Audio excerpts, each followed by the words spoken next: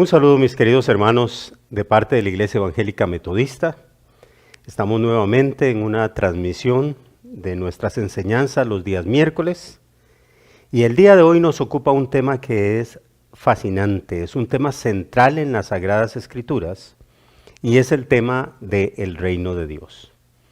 Debo de contarles que ya por el año de 1987, este servidor estaba terminando sus estudios de licenciatura en el seminario, pero a nivel de país, en Costa Rica, estaba dándose un fenómeno de carácter doctrinal.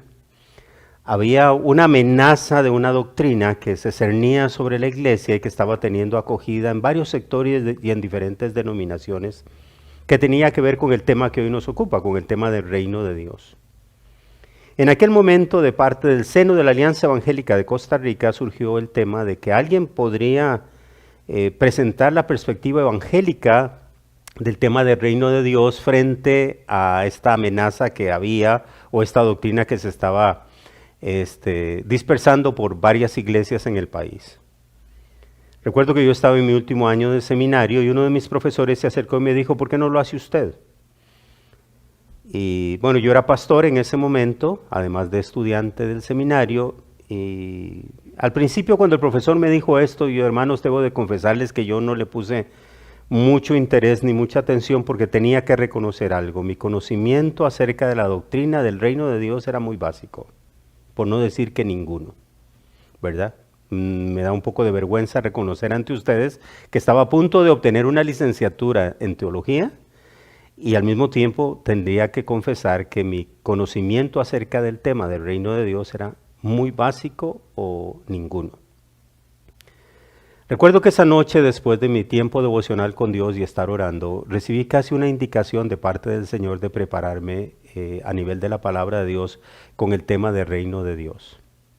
Para no alargar la historia, el día que la Alianza Evangélica convocó aquel simposio doctrinal, aquel conversatorio acerca de las doctrinas y las amenazas que la iglesia vivía, a este servidor le correspondió hacer la presentación del tema bíblico del reino de Dios frente a aquellas amenazas. Lo que estaba pasando en Costa Rica se puede resumir en más o menos lo que ocurrió con la historia del pueblo judío en el siglo XIX.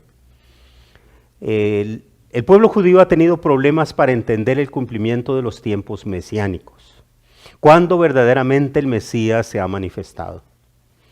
Y cansados de estar esperando en el año de 1897 se funda el sionismo, movimiento judío que pretende establecer muchos de los indicativos del reino mesiánico en la tierra por parte del mismo pueblo judío. Lo que estaba ocurriendo en Costa Rica en el año 1987, ahora sí esa es la fecha correcta, es que algunas iglesias pretendían establecer el reino de Dios en la tierra a través de infiltrarse en diferentes áreas de la vida de la iglesia, lo político, lo cultural, lo artístico, lo religioso, etcétera, la educación, y manifestar entonces las señales del reino de Dios. Pero ¿qué es lo que la Biblia enseña acerca del tema del reino de Dios? Debo de aclararles que el reino de Dios no es un tema de carácter doctrinal, más bien es la esencia del mensaje de Jesús. Para aquellos de ustedes, hombres y mujeres predicadores de la palabra, que quieren predicar el evangelio, bueno es saber cuál era el evangelio que Jesús predicaba, bueno es saber cuál es el mensaje que el Señor Jesús veía como su mensaje central, como el eje de su discurso. Y para entrar ya a lo que nos compete a nosotros en esta enseñanza, quiero invitarles a que me sigan al Evangelio de Marcos, en el capítulo 1, el verso 14 y el verso 15. Dice las Sagradas Escrituras, después de que Juan fue encarcelado, Jesús vino a Galilea predicando el Evangelio del reino de Dios. Y aquí mismo, de seguido, nos dice en qué consistía esa predicación, diciendo: el tiempo se ha cumplido, el reino de Dios se ha acercado, arrepentidos y creed en el Evangelio. Lo primero que el Señor Jesús afirmaba es: el tiempo se ha cumplido. El mensaje del reino de Dios era tan importante en Jesús que él no tenía problemas para identificar que esa era su tarea en su ministerio terrenal. Vean lo que dice Lucas capítulo 4, versos del 42 al 44. Cuando ya era de día, salió y se fue a un lugar desierto y la gente le buscaba y llegando a donde estaba le detenían para que no se fuera de ellos. Pero él les dijo: es necesario que también a otras ciudades anuncie el evangelio del reino de Dios, porque para esto he sido enviado. Jesús identificaba que la tarea que él tenía era la predicación del evangelio del reino de Dios. Quiero hacer una advertencia muy importante a la cual vamos a referirnos en una próxima enseñanza. Pero cuando Jesús está dando las señales del final de la historia, hoy que vivimos tiempos tan tensos a nivel mundial, Hoy que vivimos una época donde la gente está viendo señales de cumplimiento y donde ven un retorno inminente de nuestro Señor Jesucristo, vale la pena poner atención a las palabras de nuestro Señor Jesucristo en el Evangelio de Mateo. Cuando les dice a sus discípulos, y será predicado este Evangelio del reino, y entonces vendrá el fin. Yo creo que hay que revisar lo que se predica en los púlpitos hoy en día. Pero hay muy poca mención acerca de lo que significa el mensaje del reino de Dios. Por eso, el tema que nos ocupa es de vital importancia para cada uno de nosotros. Si Jesús hizo del tema del reino de Dios su mensaje, su evangelio, y advirtió que cuando este mensaje del evangelio del reino fuera predicado en todas las naciones, entonces vendría el fin, vale la pena que nosotros lo entendamos y lo prediquemos. Lo primero que Jesús advierte en el anuncio del Evangelio del Reino es que el tiempo se ha cumplido. Esto significa que en el transcurrir de la historia de la salvación hay sazones de tiempos establecidos por Dios. En otras palabras, hay tiempos para que las cosas que Dios ha establecido sucedan. El autor de Hebreos dice en el capítulo 1 que Dios ha hablado siempre de muchas formas, de muchas maneras en todos los tiempos, pero que en estos postreros tiempos, y esa es la palabra que el autor de Hebreos usa, en los postreros tiempos, dice, el Señor ha hablado a través de su Hijo. Quiere decir que la manifestación de nuestro Señor Jesucristo también revelan y manifiestan el inicio de lo que podríamos llamar la escatología, el final de los tiempos. Como pastor, normalmente cuando hay alguna persona que llegue y me dice, hermano, ¿usted cree que estamos en los últimos tiempos? Yo siempre sonrío y digo, desde que Jesús se manifestó en carne en el planeta Tierra, los últimos tiempos ya comenzaron. Si bien es cierto, debo advertir que yo considero que estamos al final de los últimos tiempos. Pero ha llegado el tiempo del cumplimiento, dice el Señor. ¿Cumplimiento de qué cosa? Déjenme ir atrás en las Sagradas Escrituras. Hoy vamos a andar por el Antiguo y el Nuevo Testamento. No voy a leer todos los versos por un tema de tiempo, pero sí voy a hacer referencia a los textos para que usted los tenga por allí, los pueda anotar o posteriormente pueda acercarse de nuevo al video y ver los textos. Daniel capítulo 2, del verso 20 al 23, luego del verso 44 al 47 y Daniel capítulo 7, son profecías que hablan de un tiempo que vendrá. Nabucodonosor, aquel rey pagano, ha tenido un sueño. Ha soñado con una imagen que está conformada por varios metales en la cabeza, en los lomos, en la cintura y en las piernas. El sueño a él se le ha olvidado y llama a los consejeros, a los sabios babilónicos para que le den la revelación de aquel sueño, y nadie lo puede hacer porque si el rey olvidó el sueño, mucho menos ellos que no lo tuvieron podrían identificarlo. Entonces se da una orden de que todos los que ocupan ese tipo de función en aquel reino mueran. Cuando Daniel y sus amigos se enteran, Daniel pide el permiso y el tiempo para consultar a Dios. Porque Daniel está convencido que Dios tiene la capacidad de revelar aquel sueño. Una vez que Daniel recibe la revelación del sueño, pide presentarse ante el rey y le dice: el sueño que tú has tenido acerca de esa imagen que está conformada por diferentes metales en la cabeza, en el pecho, en la cadera y en los pies, tiene que ver con lo que viene en el tiempo futuro. Y ese es el lenguaje que usa Daniel. Dios te ha revelado lo que viene a lo largo de un continuo de la historia en cuanto a gobierno en el mundo. Habrá un primer imperio muy importante que eres tú, Babilonia. Y está representada en la cabeza de oro que tú viste en aquella visión y en aquel sueño. Posteriormente a tu imperio se va a levantar un imperio igualmente fuerte y será el imperio medo-persa. Después de que ese imperio sea levantado, se va a levantar otro imperio que está representado por lo que tiene que ver con el material del que está hecho la cadera de aquella imagen, y tiene que ver con el imperio griego. Y finalmente habrán 2 piernas y 10 dedos conformados por materiales que se mezclan entre sí, siendo uno de ellos tan frágil como el barro. Y eso representa otro imperio que no es otra cosa que el imperio romano. Y cuando aquel imperio esté gobernando por sobre toda la tierra, será cortado una piedra. no cortada con manos humanas, la cual va a venir a romper la hegemonía de los imperios humanos y va a manifestar un imperio que no tendrá fin. Y Daniel agrega más adelante que él podía ver a un anciano de días y a un personaje al cual se le era entregado ese reino para que su reino permaneciera para siempre. Daniel pudo ver en profecía, con muchos siglos de anticipación, la manifestación del reino del Mesías. Por eso debe de llamar nuestra atención cuando Jesús dice, el tiempo se ha cumplido. Porque el tiempo de los hombres está gobernado por el tiempo de Dios. Si queremos usar palabras de predicación, podríamos decir que el cronos humano está gobernado por el kairos de Dios. Es Dios el que domina los tiempos de la historia.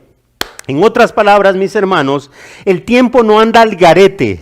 No es una cuestión de suma de circunstancias. No son accidentes que chocan día con día, mes con mes. Hay un Señor de la historia. Y Daniel lo había percibido con anticipación y lo anuncia y dice, llegará el día en que se levante uno que se sentará en el trono para siempre y cuyo trono dominará y pondrá el fin a los tronos humanos y cuyo gobierno nunca tendrá el fin. Jesús viene diciendo, el tiempo se ha cumplido, ha llegado el tiempo del cumplimiento.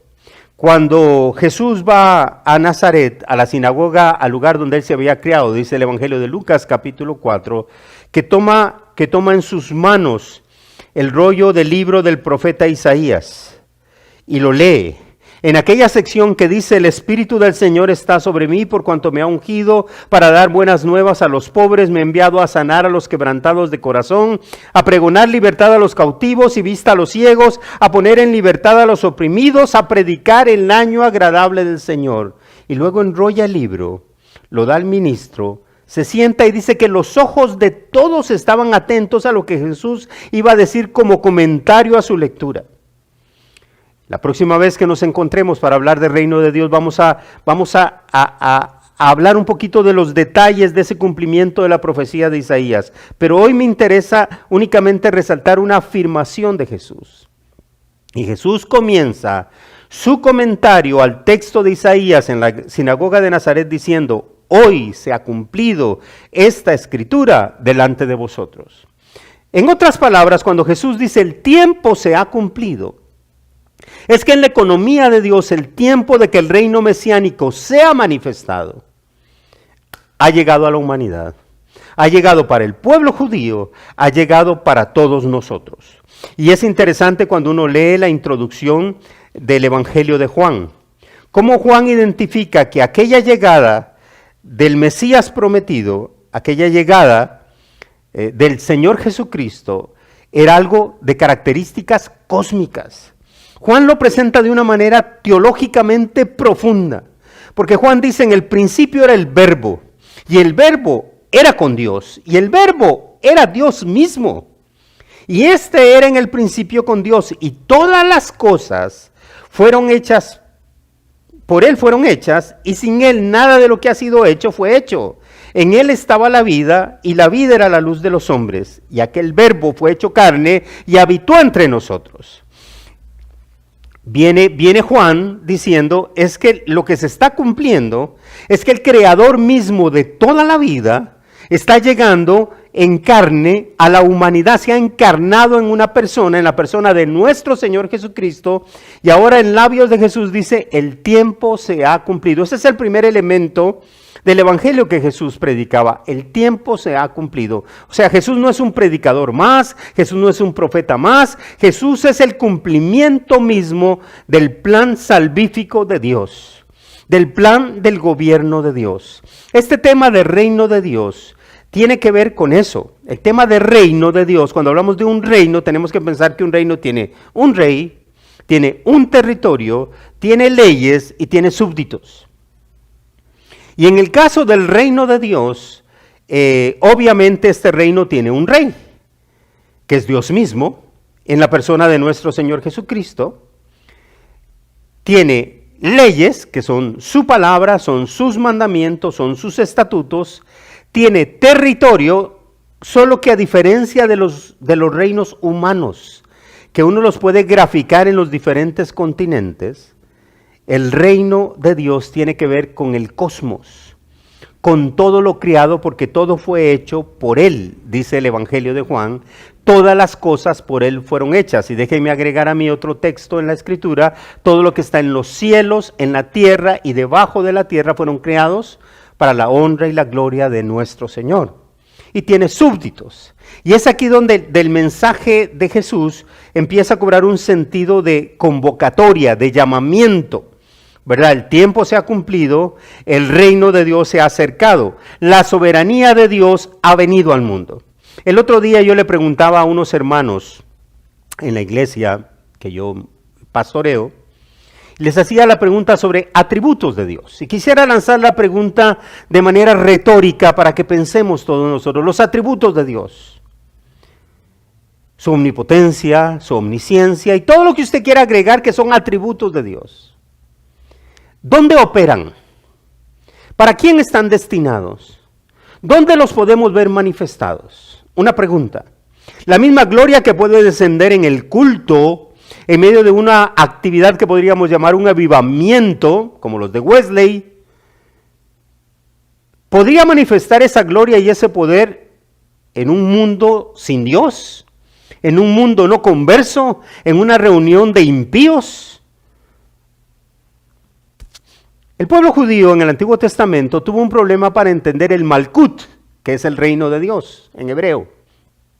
Ellos tenían problema para entender que Jehová era el Dios de toda la tierra, que Jehová era rey sobre todas las cosas. Ellos desarrollaron su cosmovisión de Dios en medio de culturas que tenían dioses territoriales, ídolos de pequeños sectores y con poderes muy limitados.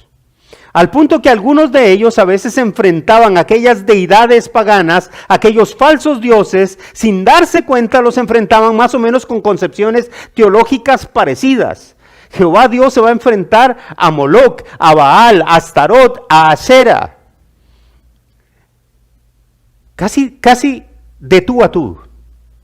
Es como algunos que hoy, haciendo un estudio comparativo de religiones, comparan a Cristo con Buda, con Krishna, con Mahoma, siendo Él el rey de toda la tierra. En el Antiguo Testamento encontramos que para ellos fue difícil ir abriendo su visión hasta entender que Jehová era rey de todas las cosas. Es más, estaba revisando algunos de los tratados teológicos de Wesley, y para Wesley es muy importante el concepto de creación de Dios, frente al concepto de soberanía de Dios. Y él hablaba de cómo es importante que nosotros entendamos que Dios pudo haber creado el cosmos cuando Él hubiera querido, donde Él hubiera querido, en el espacio y el tiempo que Él hubiera querido, porque Él es Dios soberano creador. Y ese es el punto de partida para que cuando nosotros entendamos la revelación de Dios a un hombre específico, a un pueblo específico, no podemos minimizar a Dios por nuestra naturaleza limitada humana. Él es Dios, Él es rey de toda la creación. Pero en el Antiguo Testamento encontramos al pueblo judío bregando con esa realidad de estar enfrentando concepciones de dioses pequeñitos, ídolos que tenían su poder de acción muy limitado. Por eso habían Baales casi en todas las ciudades. Pero acá encontramos cómo Dios empieza a enfrentar a todos los dioses de Egipto a través de las plagas y los vence a todos. Luego en el periodo de los jueces vemos cómo Dios manifiesta su poder a pesar de que no hay toda una actividad cúltica. Dios se manifiesta. Encontramos a profetas como Jonás intentando huir de la presencia de Dios. Quiere decir que en la teología de Jonás había un lugar donde uno podía esconderse de Dios. Y allá en medio de aquella tormenta en el mar, él tiene que reconocer: soy hebreo, sirvo al Dios que hizo los cielos y la tierra, y he entendido una nueva lección de teología. Dios se puede manifestar lejos de Israel en medio de una tormenta. Y entonces entiendo que si ustedes aquí me lanzan al agua, el agua va a proceder a calmarse, porque Dios está al control de esta situación que estamos enfrentando. El tiempo del exilio Fue un tiempo particularmente especial para que la teología judía acerca del gobierno de Dios se ampliara de manera extraordinaria. Lo vemos aquí con Daniel, lo vemos con Sadrach, Mesach y Abednego cuando el Señor irrumpe en un horno de fuego y guarda las vidas de ellos. Pero también lo vemos cuando Esther y Mardoqueo están siendo amenazados por ser extinguidos y Dios mete su mano por ellos. Y lo vemos también cuando Dios anuncia que va a levantar a un hombre pagano y llama a ese hombre pagano mi siervo. Y estamos hablando de Ciro, el persa, del cual Dios dice mi siervo, mi escogido, a quien yo le he dado poder. O sea, Dios no está limitado a un segmento religioso judío, ni tampoco, hermanos, a un segmento y a una concepción cristiana, religiosa, evangélica. Dios es Dios de toda la tierra. Él es Señor, Él es el Rey de todas las cosas. Y es que tenemos que entender algo. En la creación Dios manifiesta soberanía, Dios manifiesta autoridad. Por su palabra fueron hechas todas las cosas. Y Dios puso al hombre, como dice la Escritura, que Él hizo al hombre a su imagen y semejanza, para que administrara la creación. Y es interesante que una de las acepciones de la palabra imagen tiene que ver con representatividad. Una de las cosas que Dios puso al hombre, Dios creó un mundo, creó un cosmos, creó un universo, como dice Pablo allá en Romanos, porque las cosas eternas de Dios, su eterno poder y deidad se manifiestan en las cosas creadas. Quiere decir que el gran gobierno de Dios uno lo puede ver en el diseño de la creación. Y Dios crea un mundo y pone al hombre como corona de esa creación para que administre la creación. Pero el hombre claudica, el hombre falla, el hombre peca. Y a partir de ese momento el mundo entra a ser un caos, a distorsionar lo que es el verdadero gobierno y propósito de Dios. Pero a lo largo de la escogencia del pueblo judío y del trato de Dios con el pueblo de Israel, uno va descubriendo que la soberanía de Dios sigue interviniendo, defendiendo sus propósitos salvíficos. Su gracia sigue manifestándose constantemente sobre Israel, Para cuando llegamos al anuncio de Jesús, la buena nueva de Jesús, hermanos, es diciéndole al mundo: el tiempo se ha cumplido y el propósito soberano de Dios y el gobierno de Dios se ha acercado al mundo en la persona de nuestro Señor Jesucristo. La gente tiene problemas con este concepto de reino de Dios, algunas veces por un tema idiomático. Si uno lee el Evangelio de Mateo, dice reino de los cielos.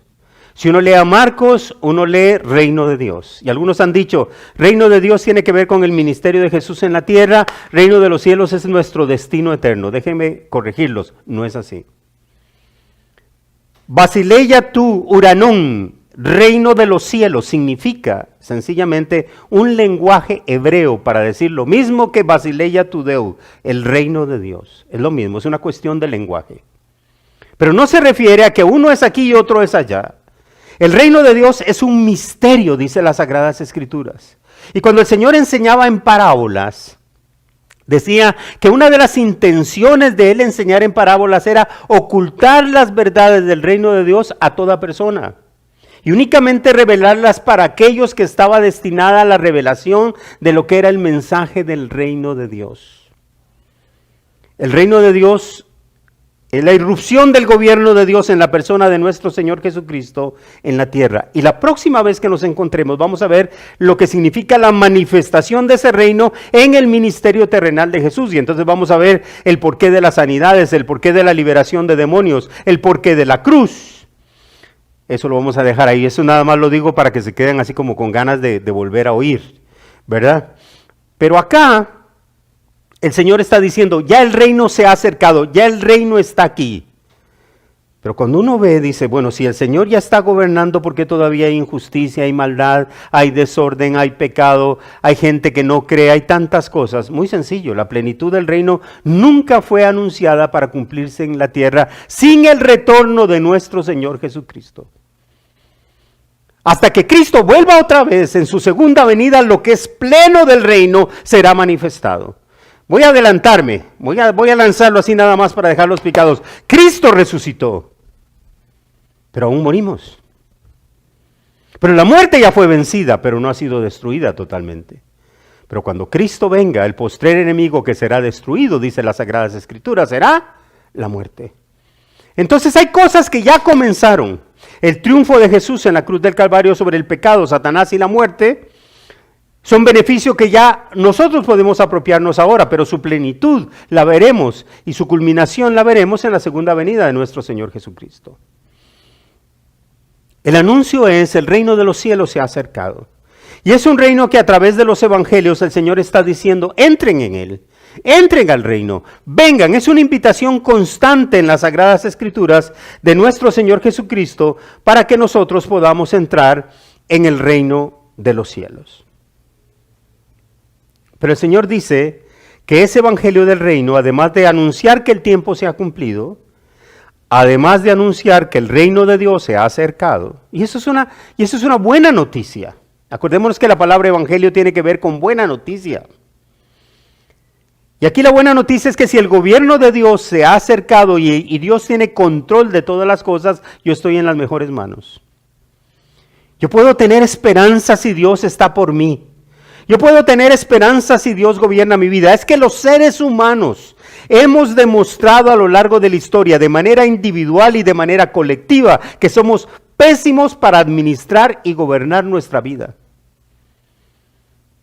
De manera individual y de manera colectiva, no ha habido un gobierno a nivel mundial, un proyecto humano de gobierno que haya demostrado que sí se puede.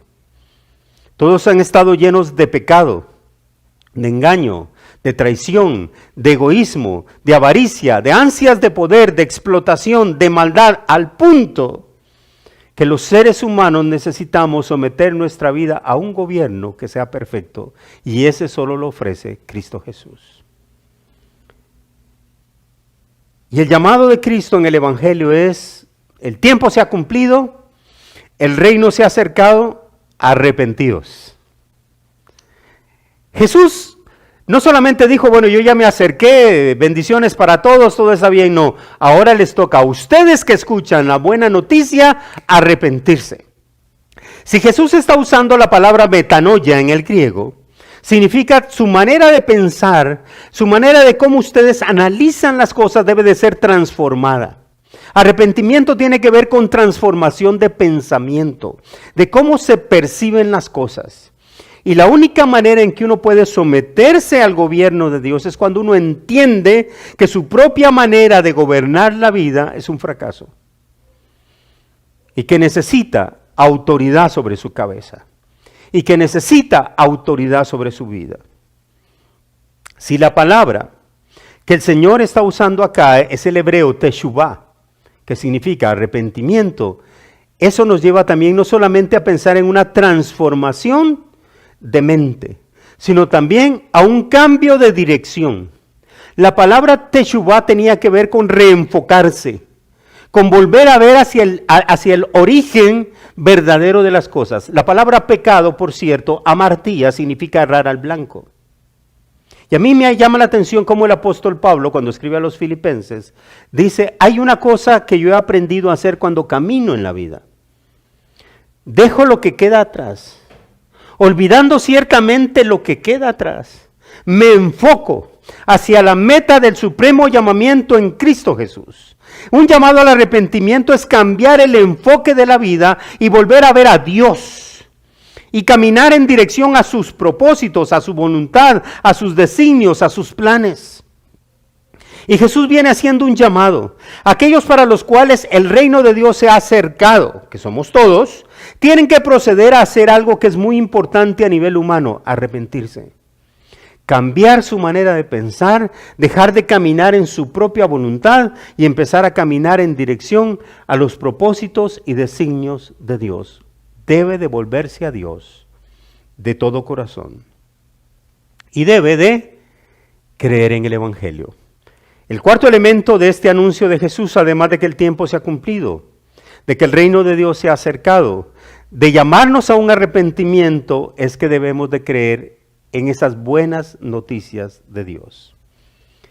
La verdad es que en aquel primer anuncio de Jesús, El evangelio no tenía la carga religiosa que nosotros le ponemos hoy en día. Hoy en día, cuando la persona dice estoy predicando el evangelio, está pensando básicamente en las 4 leyes espirituales. Todo hombre es pecador, no hay nada que el hombre pueda hacer si no se arrepiente, Cristo murió por sus pecados, etc. Pero Cristo está hablando de un evangelio que tiene muchos elementos para sus primeros oyentes.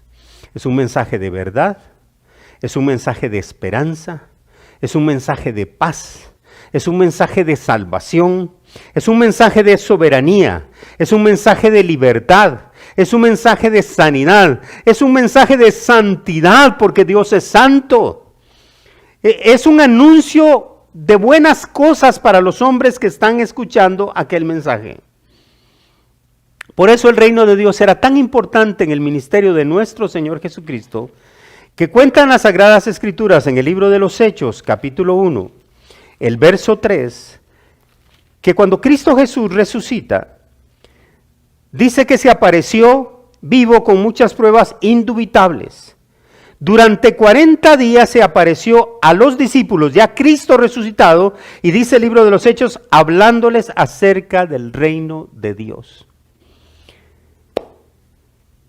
Era necesario que los discípulos entendieran el mensaje del reino, del gobierno de Dios en sus vidas. Y yo creo que aquello les impactó tanto y fueron comprendiendo que no estábamos hablando de religión, sino de gobierno, que son 2 cosas muy diferentes. Saben, la gente no tiene problemas con la religión. El ser humano le gustan las religiones. Le gusta sentir que puede hacer algún tipo de ritual para agradarse con Dios. En todas las culturas vemos hombres intentando zanjar su piel y sacar un poco de sangre, ofrecer un sacrificio, dar un poco de dinero, hacer un cierto tipo de oración, hacer ciertos gestos, entrar en ciertos trances porque en cierta forma está cumpliendo con su Dios. Pero en la Biblia, la revelación de nuestro Señor Jesucristo no es de una religión.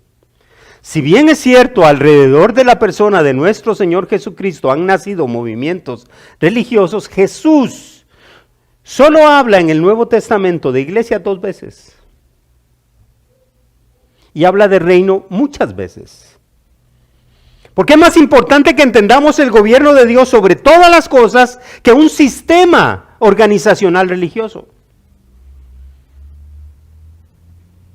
Pedro, el día de Pentecostés, está emocionado por todo lo que está pasando y puesto en pie por el Espíritu Santo, empieza a hacer un exégesis del Antiguo Testamento con relación a la persona de nuestro Señor Jesucristo. Y llega a la figura de David y a uno de los salmos mesiánicos más hermosos que hay en la Escritura y dice, porque David no subió a los cielos, pero él mismo dice, dijo el Señor a mi Señor, siéntate a mi diestra hasta que ponga a todos tus enemigos por estrado de tus pies. Sepa pues ciertísimamente toda la casa de Israel que a este Jesús, a quien vosotros crucificasteis, Dios le ha hecho Señor y Cristo. Pedro entiende, la obra del Mesías no era otra cosa que la entronización de nuestro Señor Jesucristo en el gobierno de Dios. Y David lo había visto en profecía mesiánicamente, había visto el señorío de Cristo. Quiero ir terminando el tema de hoy. Voy a hacer un resumen breve, pero quiero decir algo antes de hacer ese resumen. Hoy en día, muchos pastores y predicadores a lo largo de la historia y hoy en día, a lo largo del globo terráqueo, independientemente de su denominación religiosa, están predicando un evangelio donde presentan a Jesús como el Salvador, porque lo es. Pero en el mensaje del reino de Dios, la salvación es parte de algo mucho más grande. Es el señorío de Cristo Jesús en tu vida, en la iglesia y en el mundo. El ladrón vino para hurtar, matar y destruir. Usurpador, queriendo robar el liderazgo y el gobierno del mundo a Dios. El mundo de Dios, gobernado por un no Dios. Y Cristo se levanta para cumplir la obra del Padre y poder decir en la cruz, consumado es, y exhibir públicamente, triunfando en la cruz, a todo señorío, potestad y principado que se levantaba antagónicamente al gobierno de Dios, y a someter todas las cosas bajo sus pies, como David lo ve. Por eso David dice, ahora es necesario que el Señor reine hasta que todos sus enemigos sean puestos por debajo de sus pies. Si confesares con tu boca que Jesús es el Señor, y creyeres en tu corazón que Dios le levantó de entre los muertos, serás salvo. Hay que entender el mensaje de Jesús. 4 elementos hemos visto en esta introducción al tema del reino de Dios. El tiempo se ha cumplido. El gobierno de Dios soberano se ha acercado. Arrepiéntanse. Crean en el Evangelio. Es necesario el arrepentimiento y es necesaria la fe. La fe en el mensaje y la persona y la obra de nuestro Señor Jesucristo. La próxima semana, si Dios nos lo permite, estaremos hablando de la manifestación del reino y ese antagonismo que ha habido contra el reino de Dios a lo largo de la historia, tanto de fuerzas humanas como de fuerzas espirituales.